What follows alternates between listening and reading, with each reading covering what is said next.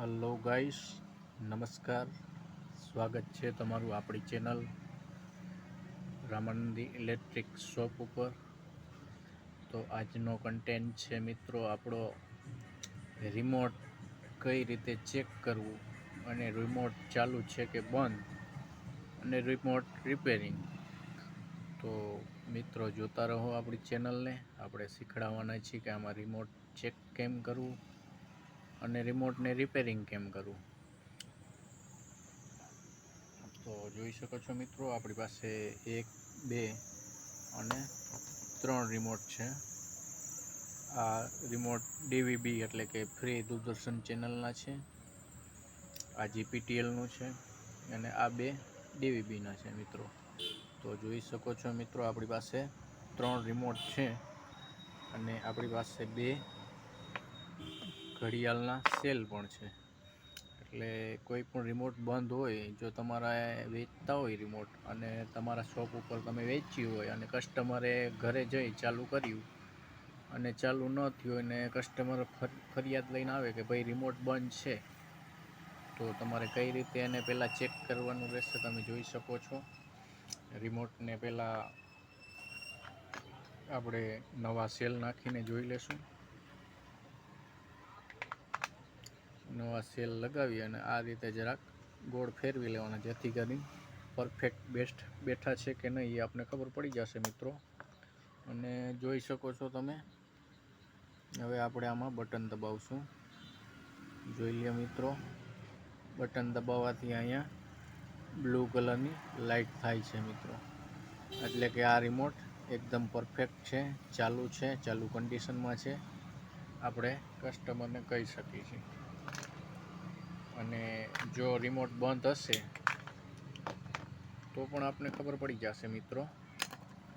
આપણે આ બીજું રિમોટ લેશું, આને પણ ચેક કરશું. સેલ હંમેશા માઇનસ પ્લસમાં નાખવાના રહેશે મિત્રો. આ રીતે જોઈ લેજો. જે સ્પ્રિંગવાળો ભાગ છે મિત્રો, આ સ્પ્રિંગવાળો, અહીંયા આપણે આ લાસો ભાગ આવશે અને સામેની જે સાઈડ છે અહીંયા આપણે પ્લસવાળો ભાગ આવશે. અને આ રીતે જરાક રિમોટને ગોળ ગોળ ફેરવી લેવા, જેથી કરીને પૂરેપૂરા ટચ થઈ જાય. અને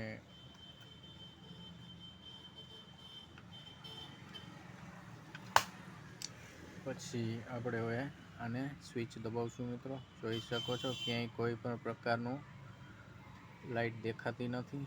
અને મેન લાઈટ એટલે કે આ મેન લાઈટ કહેવાય મિત્રો. આ લાઈટ તમે એમને જોશો તો ડાયરેક્ટ તમે ખુલ્લે આમ આંખેથી જોશો તો આપણને ન ખબર પડે, પણ આ કેમેરાની સામે જો આવે એટલે તમને ખબર પડી જશે કે આમાં દબાવવાથી લાઈટ થાય છે. જોઈ શકો છો તમે, ઝૂમ કરીને જોઈ લ્યો મિત્રો. આમાં દબાવવાથી લાઈટ ચાલુ થાય છે, એટલે આ રિમોટ પણ ચાલુ છે મિત્રો. એટલે આમાં કોઈ પણ પ્રકારની ખરાબી નથી. અમુક કંપનીવાળા અહીંયા લાઈટ દે છે તો આપણે દબાવી તો આપણને ખબર પડે કે રિમોટ ચાલુ છે કે નહીં. પણ હા, લાઈટ આ એટલામાં ન થતી હોય તો એનો મતલબ એ નથી કે રિમોટ બંધ છે. તમે આ રીતે પણ સેલ નાખીને ચેક કરી શકો છો મિત્રો. જોઈ શકો છો તમે, દબાવવાથી અંદરની મેઇન લાઇટ થાય છે, જે રિમોટની મેઇન સેન્સર લાઇટ કહેવામાં આવે છે. સેન્સર LED ચાલુ છે, એનો મતલબ એ થશે કે આ રિમોટ ચાલુ છે મિત્રો. અને મિત્રો, આપણી ચેનલ ઉપર જે નવા મિત્રો જોવે છે એ આપણી ચેનલને સબસ્ક્રાઈબ કરી દે, અને જે જૂના મિત્રો છે એ આપણી ચેનલને લાઈક, શેર અને કોમેન્ટ કરે. અને આપણે કહીએ કે આપને કેવા વિડીયો ગમે છે અને ઇલેક્ટ્રિકમાં બીજા કઈ પ્રકારના વિડીયો મારે મૂકવા, તમારે કેવો કન્ટેન્ટ જોવો છે, શું ઇલેક્ટ્રિકની માહિતી જોઈ છે,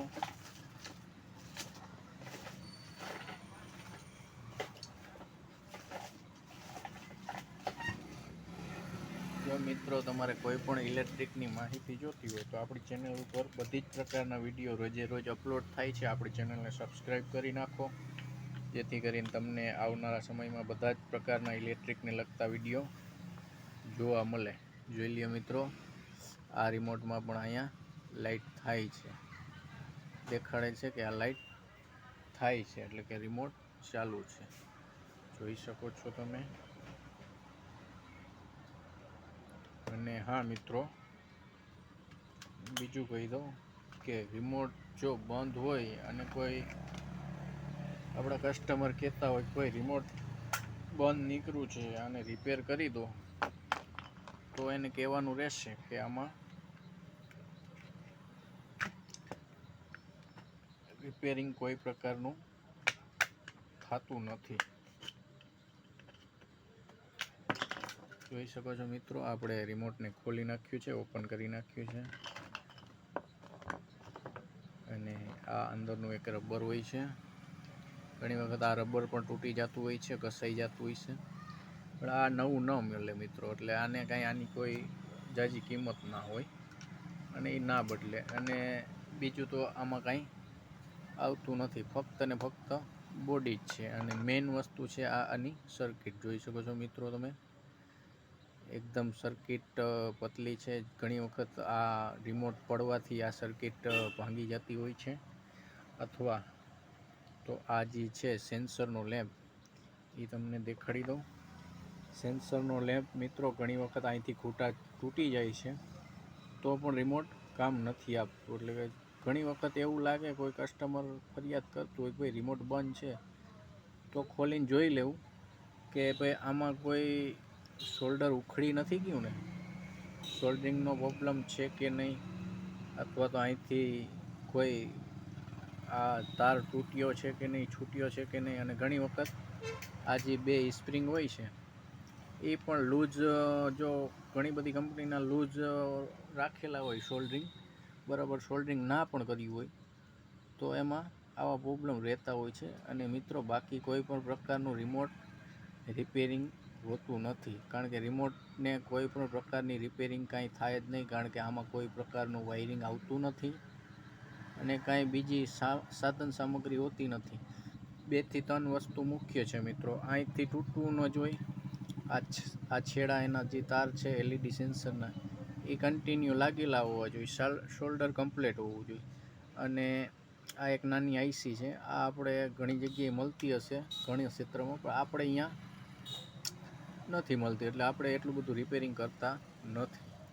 અને મારા ખ્યાલથી ઘણી વખત આ જે સ્પ્રિંગ છે, આ બંને સ્પ્રિંગ ઘણી વખત લૂઝ રહેતી હોય, કારણ કે અહીંથી શોલ્ડર નીકળી ગયું હોય, એ તમને સમજાયું મેં.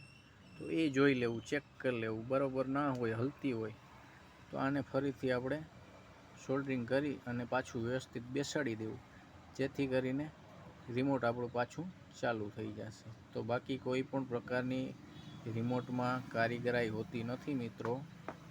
અને રિમોટ રિપેરિંગ થાય પણ છે અને નથી પણ થતું. સામાન્ય ફોલ્ટ હોય છે 2-3 વસ્તુ, એ મેં તમને આમાં વિડીયોમાં સમજાવી દીધું. એ હોય તો ચેક કરી લેવું. બાકી કોઈ પણ પ્રકારનો આઈડિયા આપણો આમાં કામ આવતો નથી. તો મિત્રો આપણી ચેનલના વિડીયો કેવા લાગ્યા અને ગમે છે કે નહીં, કઈ રીતના છે, ક્યાંના છો તમે, કોમેન્ટ કરીને જણાવો. આપણા રામાનંદી બંધુ હોય તો લાઈક, શેર અને કોમેન્ટ કરો કે કયા ગામથી જુઓ છો, તો મને પણ પ્રેરણા મળે ને આગળ આવનારા સમયમાં હું પણ આવા અનેક વિડીયો બનાવી અને તમારા બધા સમક્ષ પ્રસ્તુત કરું. અને જોતા રહો આપણી ચેનલ, લાઈક, શેર અને કોમેન્ટ કરતા રહ્યો મિત્રો. ધન્યવાદ. જય હિન્દ, જય ભારત, જય શ્રી રામ.